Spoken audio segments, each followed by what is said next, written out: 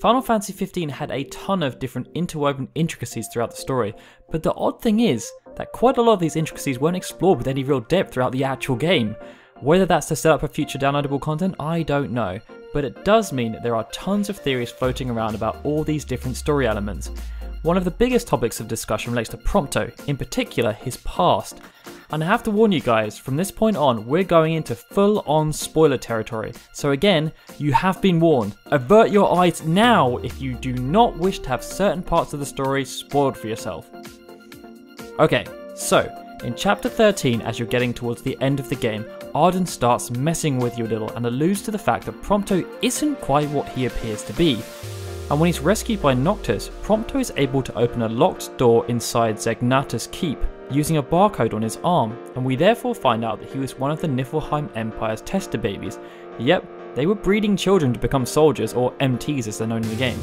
As a result, he was barcoded, but he managed to escape at a young age before he could be turned into a Magitech soldier. In Brotherhood, this explains why his arm was covered up by those bracelets and why he is alone with no family. Now this next point has nothing to do with the theory, but I can't be alone in thinking that this reveal in the game could have been something quite special. In reality, it was kind of underwhelming, not just in execution, but also the fact that they never even touch upon this in the game after that specific sequence takes place.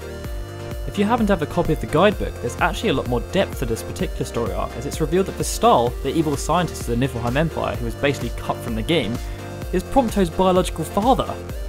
That adds a whole new dimension to both their characters, and it's a shame that it was ultimately cut from the game.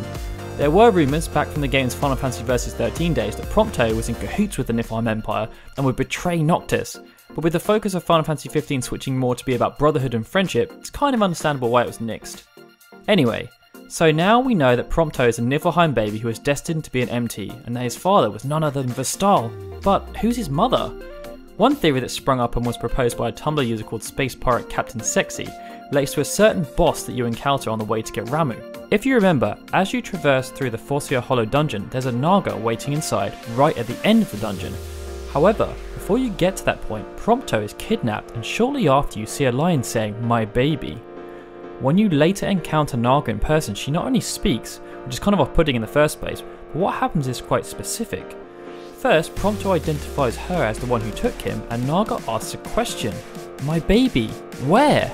Anyway, depending on how you respond to that question, the Naga will give different reactions, but in both instances she becomes enraged and you have to kill her to proceed. Now from the documentation that we read throughout the game, we know that humans who become infected by the Star Scourge eventually become demons. The theory proposes therefore that before the Naga became the Naga, she gave birth to Prompto, and that this encounter isn't just coincidental, it was very intentionally put in the game. I mean, where else does anything like this happen in the game? The only other times I'm aware of where demons speak are with Ravus and Idolus. Seems awfully random if there's no actual reasoning behind it, and if this is true, then the sad part is that Prompto doesn't know that he's just killed his own mother, who was actually grieving for the fact that she lost him. The only other proposed theory out there right now is that this encounter relates to Japanese folklore, where it's said that there's a chance a demon can come up to you at night and ask you a question. If you pick one answer, you die, and if you pick the other, you die too, but in a different way. Lovely. Both are plausible, but which one do you think is better?